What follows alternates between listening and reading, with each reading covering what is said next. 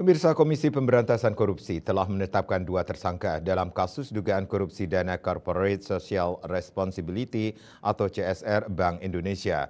Kedua tersangka telah ditetapkan dalam beberapa bulan lalu. KPK pun memastikan akan melakukan proses penyidikan kepada seluruh pihak terkait kasus dugaan korupsi dana CSR BI, termasuk Gubernur BI Peri Warjio dan OJK untuk mendalami keterangan dalam kasus ini.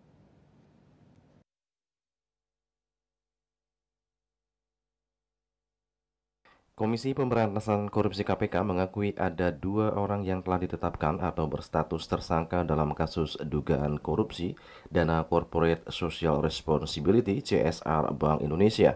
Hal itu dikemukakan Deputi Penindakan KPK Rudi Setiawan.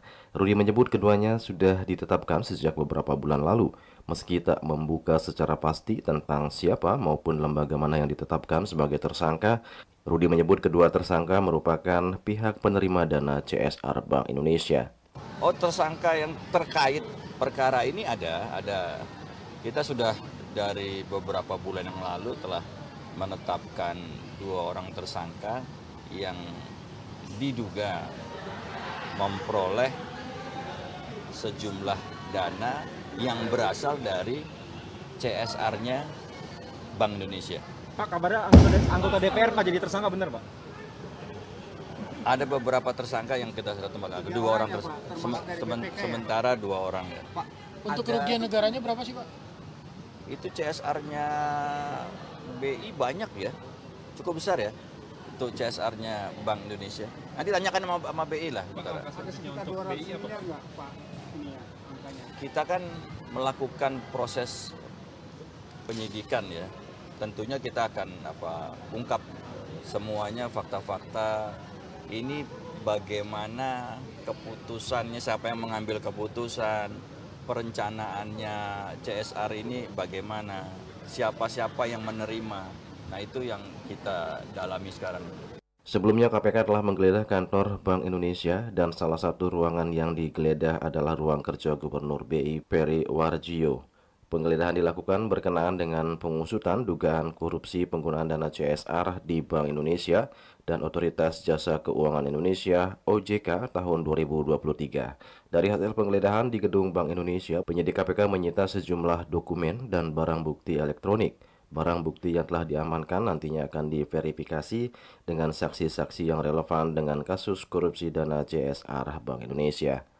Menanggapi adanya penggeledahan yang dilakukan tim penyidik KPK, Gubernur BI Peri Warjio angkat bicara. Peri mengatakan penggeledahan itu dalam rangka penyidikan yang dilakukan KPK. Peri juga membenarkan ada sejumlah dokumen yang diamankan penyidik KPK saat melakukan penggeledahan. Peri pun memastikan BI akan menghormati proses hukum yang dilaksanakan KPK sebagaimana prosedur dan ketentuan yang berlaku.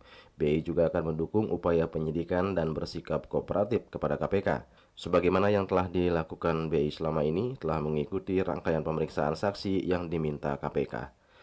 Bahwa benar pada Senin malam 16 Desember 2024 Bank Indonesia menerima kedatangan KPK di kantor pusat Bank Indonesia, di mana kedatangan KPK ke Bank Indonesia tersebut untuk melengkapi proses penyidikan terkait dengan penyalahgunaan pemanfaatan CSR. Dan ternyata dalam kedatangan tersebut KPK informasi yang kami terima itu membawa dokumen-dokumen yang terkait dengan CSR. Tadi itu nomor 1 ya.